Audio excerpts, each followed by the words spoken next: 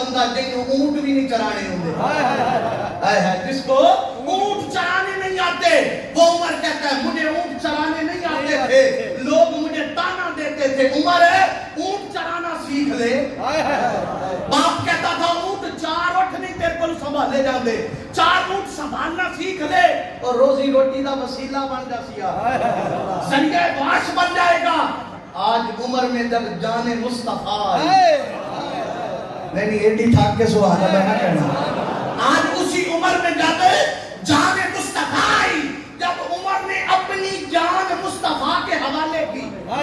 ایک دن حضرت عمر کی روایت ہے، فرمایا میں بازار میں جا رہا تھا، حضور نے یوں میرا ہاتھ پکڑا ہوا، ہاتھ پکڑ کے آقا ساتھ چل رہے ہیں گلی میں، میں نے عرض کی یا رسول اللہ میں اپنی جان کے علاوہ ہر شے سے بڑھ کے آپ سے پیار کرتا ہوں، ہر شے سے بڑھ کے آپ سے پیار کرتا ہوں۔ میرے آقا نے فرمایا نہیں عمر، کاش تو یہ بھی درمیان سے نکال دے، تو یہ بھی درمیان سے نکال دے۔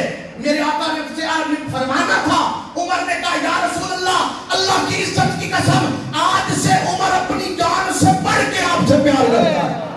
اور میرے آقا نے فرمایا عمر پھر سن، لا یؤمن احدکم حتی اکون احب الیہ من ولدہ وولدہ والناس اجمعین۔ فرمایا تواڈے تو کوئی مومن ہو ہی نہیں سکتا، کوئی مومن ہو ہی نہیں سکتا، کیوں؟ فرمایا جب تک مجھے وہ اپنی جان نہ بنا، مجھے وہ اپنی جان نہ بنا دے۔